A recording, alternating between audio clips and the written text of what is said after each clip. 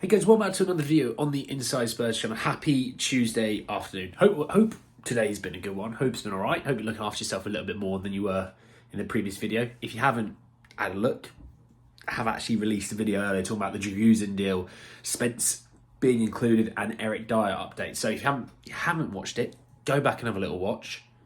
After this, though, we're talking about Bryan Gil. And now, this was a one that popped up from Fabrizio Romano. So we're going to be talking about Bryan Gil, the interest that he has, and he supposedly has a market, as well as just a quick little update on Timo Werner medical situation. So plenty to talk about, plenty to get into. Just want to say, if you're new, subscribe. You're very much welcome to join us for the journey. And let's jump in. Let's talk Bryan Gil. So, first, there's two bits from Fabrizio Romano. So the first one reads, feyenoord and Fiorentina are both keen on signing Bryan Gil on loan from Tottenham with potential buy option clause to be discussed. Feyenoord have added Bryan Gil to their list as called by blah, blah, blah. Race still open. It'll be up to Spurs' decision in the next days. So this one first came out, and then the second report, I think, came out 5 or 10 minutes later. It wasn't much between them. I think Fabrizio sort of hit with one and then developed. But my initial reaction to that was, why? For me, it doesn't really make a lot of sense when you think about it, because we're only now getting Solomon back into training, right?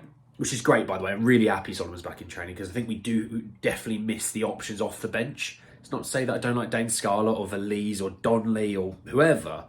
It's nice to have proven players off the bench sometimes. When we think about it, you've got Richie up top.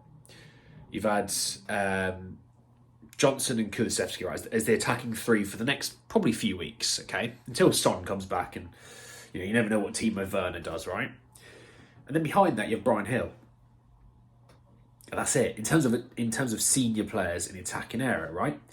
So you bring Solomon back into that fold, and then you're adding Timo Werner into that fold. So then you start to look at it and go, actually, we've got two. We've got 6 players there for the attacking area.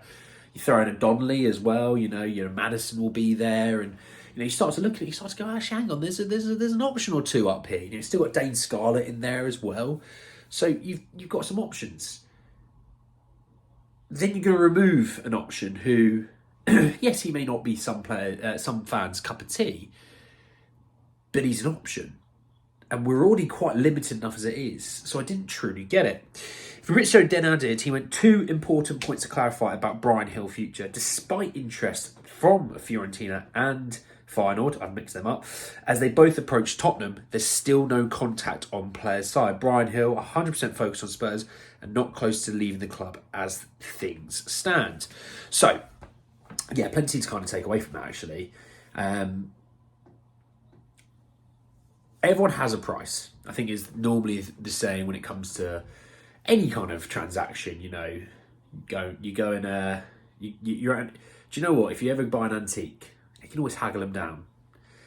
If you buy a footballer, getting a car, buying a pair of shoes online, you can always try and knock the price down just a tad, because you never want to sort of buy for what they're offering if you can get it a bit cheaper, right? As Spurs fans, we know that very well with Daniel Levy.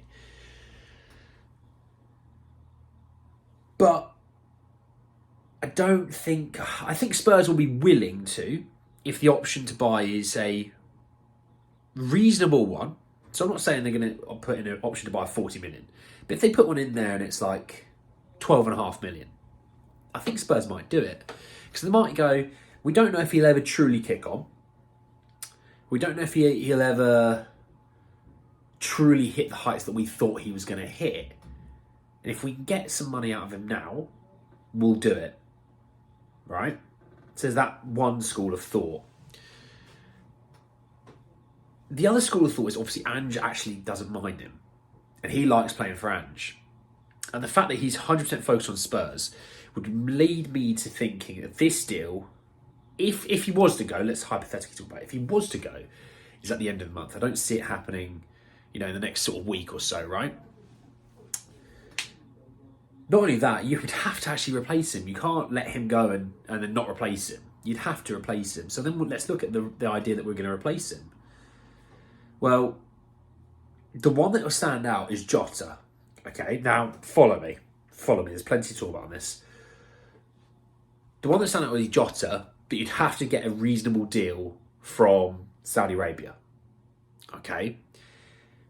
You're not going to have Spurs taking on 100 grand of his wages. You'll have Spurs taking on 50 grand of his wages. Because I'm not sure the other two teams would take Bryan Gil's wages 100%.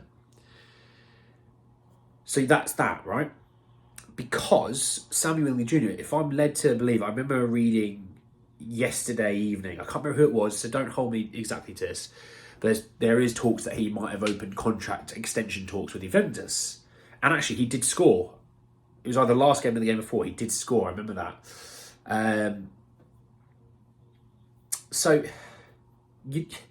Looking at the options we have, it's not going to be Bakayoko. We're not going to spend 40 million on Bakayoko.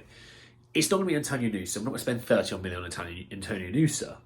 Unless you can get a deal where they go loan with an obligation. One of those, Pedro Porro, Kulusevski, Romero deals where it's like, it's not really a loan. You are buying him, but you're only giving like a little bit now. And then you start to pay the chunk from next window onwards, because then it fits FFP and financial sheets and all those things. And yes, Spurs may not have huge issues with FFP. It's always nice to make sure that we're still playing ball with it, because then when you want to have a summer where you spend 120 million and you're only bringing in 30 million, you want to make sure that doesn't really truly affect your FFP that much, right?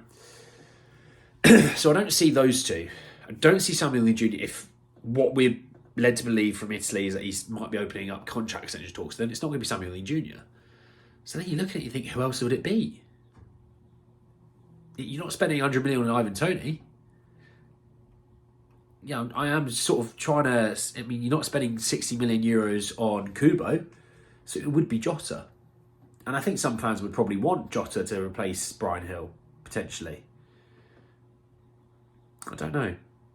I think there's going to be more to this story a little bit. Bryan Gil's always a polarising figure that there's some fans that go, there's a player there. And I'm one of these people that thinks there's a player there, but he could probably do with about 10 pounds more muscle. Because you do watch him, you do see him getting shrugged off the ball. But he has tons of energy and he's a good presser and he does suit an Ange system, right? But there's some people that go, yeah, but you get Jota who actually knows Ange's system as well. He might give you a bit more creativity, a bit more of an output. I get that, to be fair. I do get that. So, yeah, interesting. Just a quick update on Timo Werner. The source said that he is supposedly finished his medical. So, hopefully, in the next few hours, we'll get holding up a shirt, I'm very happy to be here. And if you haven't seen the clip where he talks about Fortnite, it's bloody brilliant. Bloody brilliant. And it wouldn't surprise me if they tap into a few of his memes, because that is just, it's easy clicks for the social media team.